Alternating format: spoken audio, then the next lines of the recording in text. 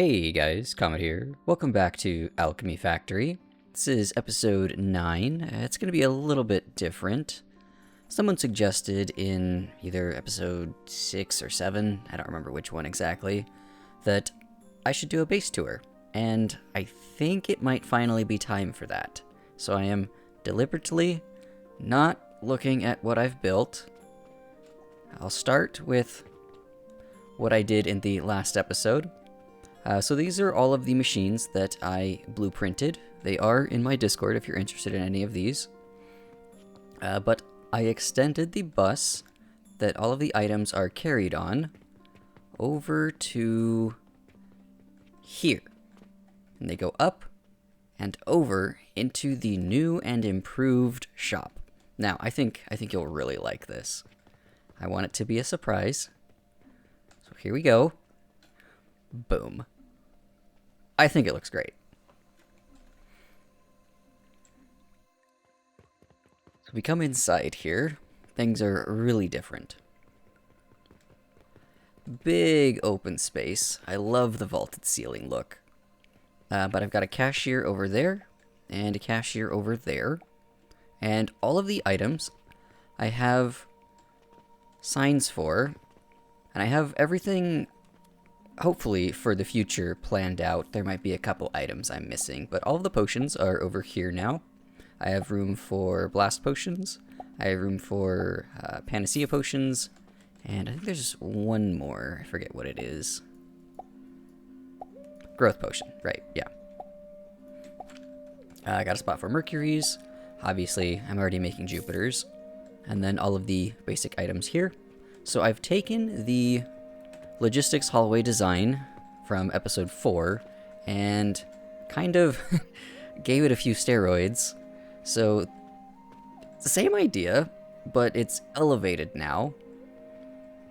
Things come down into these boxes and they go into the shop through the wall.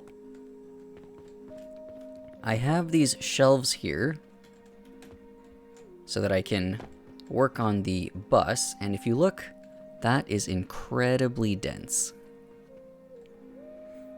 But the way it works, it's just an extension of the busing I did in the last episode. I don't have any way of getting up there at the moment, but this is a really nice pathway where all of the items go across. I'll get to that.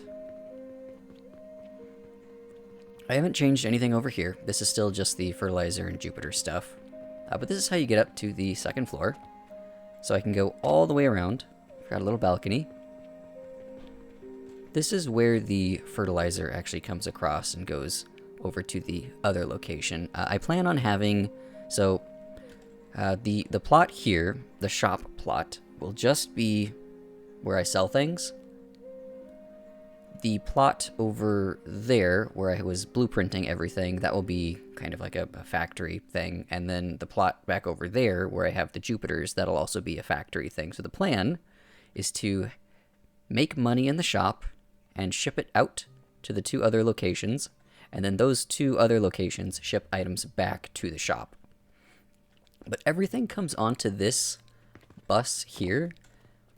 It is 14 tall and 4 wide. And there's one gap in between all of them so that I can put in elevators and pull things off to the bottom floor before putting them into that final elevator that puts them into the box. So I actually have a spreadsheet that tells me exactly which location all of the items are on the bus, because this was getting way too complicated to try and route everything. I need some way of being organized. But I'll show you the main bus here. This is where all of the items that this location is making. So money comes in from right here, goes over, down into there, and gets converted into all of the different items. And then all of the different items get shipped back into the main bus there. So this is actually 2 layers tall. So that first layer gets converted at a diagonal from vertical to... Well, it stays vertical, but it goes up instead. Then it goes under, and the same thing happens for this one that's further out that the soap is on. It just goes on top of that. And then it has to go into this mess, but it also happens at a diagonal so that I can get the correct orientation when it enters the bus. So the bus underneath the bus I'm standing on goes under the bottom, and then up and in on the opposite side to the... so if turquoise is the A bus, then the next one over would be like the B bus, and then over again would be C, over again would be D. And I call the money location right here, that would be like A1, and then A2, A3, A4, A5, A6. So the bus underneath the bus I'm standing on plugs into the B bus, and the bus that I'm standing on plugs into the A bus. And that just wraps around the entire shop, and I can pull items off just by getting elevators up to the correct height. It was a mess to design, but once I actually blueprinted the straight belt and the corner belt, it was super easy to put in. So this is just an example of what the bus looks like from this angle. So there's no belts on the bottom, that way items can always be brought down via an elevator and then shipped out at the bottom. And then the corner piece, when I get to the corners of the shop, it just turns. So there's a corner piece there, and everything links up. It is the same size as one tile, or one half tile. I thought I was going to have problems with scaling, but this has enough space for every possible item that I can sell in the shop. And those are the only items I need to worry about, because any extra items will be contained within each other block. So this block will receive money and ship out items that can be sold at the shop. That plot over there will receive money and then ship items back to be sold at the shop. So the total throughput of this bus system, one of the belts has to be dedicated to money, but there's another 27 different belts that can be used for items.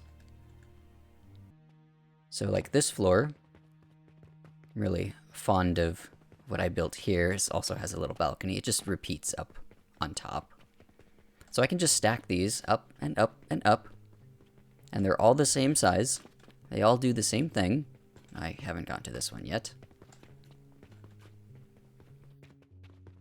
But if I do coal and fertilizer at the very bottom of the tower, all it has to do is convert money, make the proper amount of coal and fertilizer for the tower, and then the final products will be shipped across the main bus here that I'm standing on.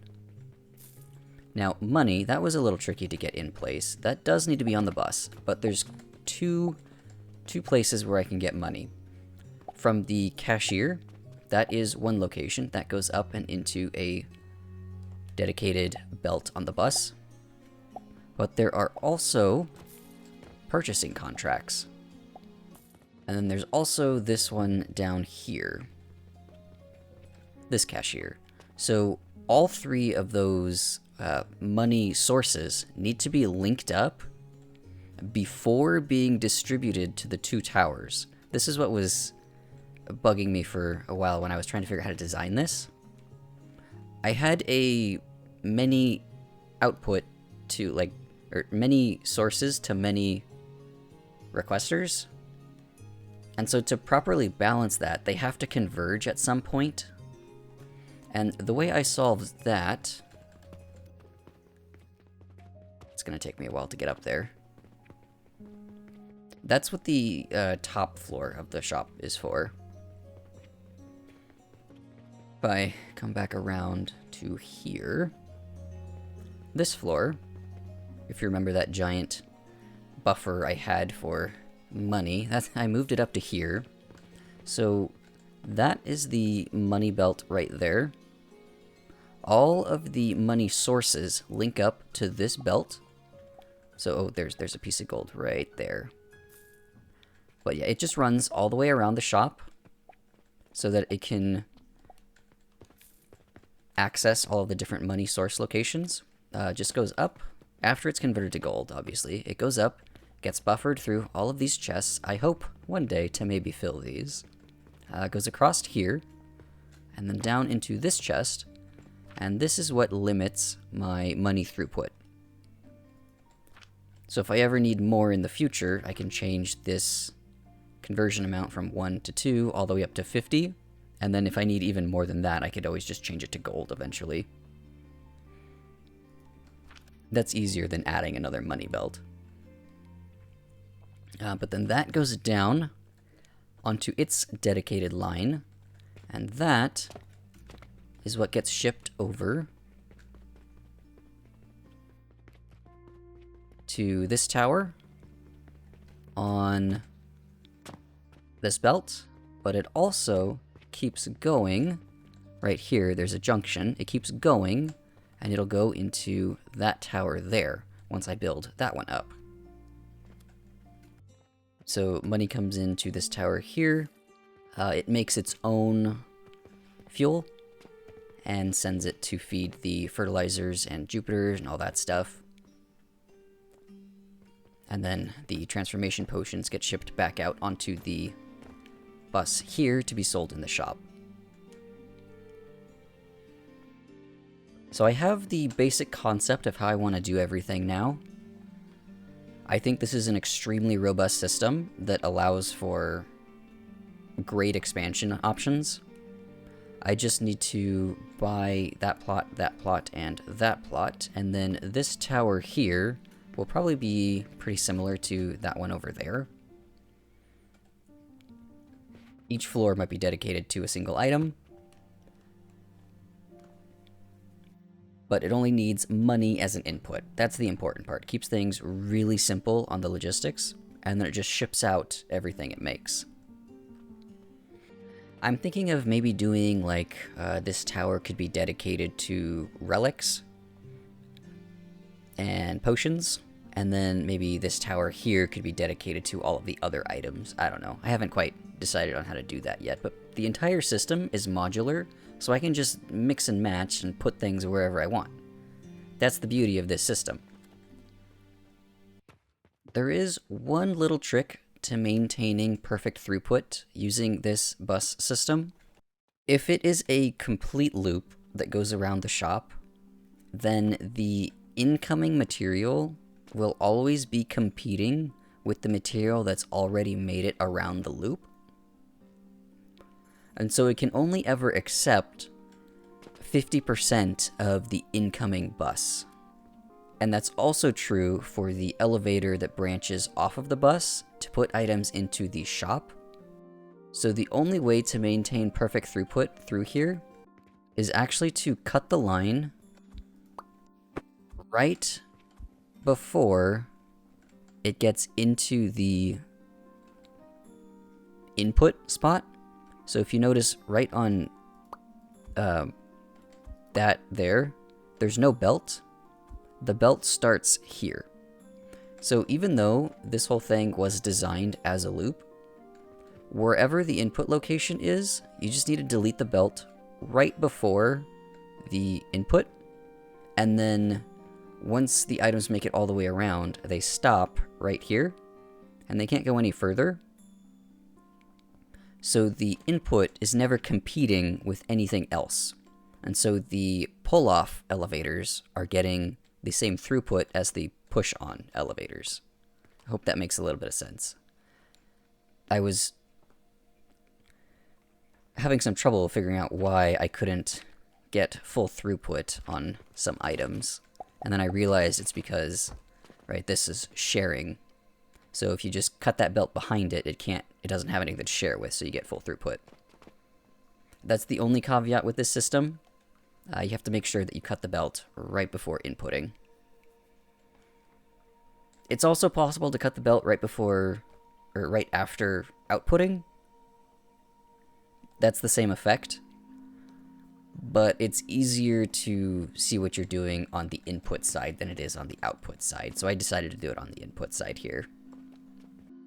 But this would be the entire bus for this whole tower here, right? Because I've only got an ABCD bus that goes around the shop, and this tower gets A and B. That tower over there would get C and D. So there is limited bandwidth with this system, and that's just because of how the diagonal has to work. So it has to branch on at a diagonal to get all of the orientations correct, because we're only working with 3 dimensions. So eventually this fertilizer line won't be here anymore. All the fertilizer that this tower needs will be supplied by itself. It'll just take money from the shop and convert it to fertilizer in its own area. But I'm not even going to be on fertilizer for much longer, right? The next thing I'm going for is growth potion. And if I don't need fertilizer, then I won't be making a crap ton of wood, which means I won't need to be sinking it into Jupiters. And so Jupiters I'll have to redesign, and they'll have their own dedicated wood source by that point. So in the next video, I do want to work towards growth potions, but I think it might make more sense to stop off at the Saturn and pick up some of these other things along the way, so like the Mars and the Pocket Watch and Unstable Catalyst. I also want to get towards the Stackable Crucible. Have to redo some of my blueprints once I get that. I want to stay away from the Cauldron. I feel like this just changes the game way too much. Like you're playing an entirely different game at that point once you just use Cauldrons for everything. I want to do a full playthrough without the Cauldron, just to see like what the base game is supposed to be. And then if I was going for like a super optimized run later on, I might use the Cauldrons just because you do have better recipes from it. I do have to concede that. But I'd like to know your thoughts on how the shop turned out. You can let me know if I'm crazy for trying to make such a giant bus or not. When I said I was going to Factorio this, I really meant that in the last episode. I just wanted to do an intermediate base tour, kind of show my thought process behind the scenes. And there is one thing that I have discovered in this entire endeavor. It's easier to build a factory around an existing structure than it is to try and build a structure around a factory. So start with how you want things to look structurally, all of your vertical transportation, how you personally are going to get around the factory, and then go ahead and slot in different factory machines once you have that space allocated. Because trying to put a staircase on top of a factory does not work out at all, ever. But I just wanted to do a quick little showcase. I hope you learned something. Thanks for watching, and I'll see you in the next episode.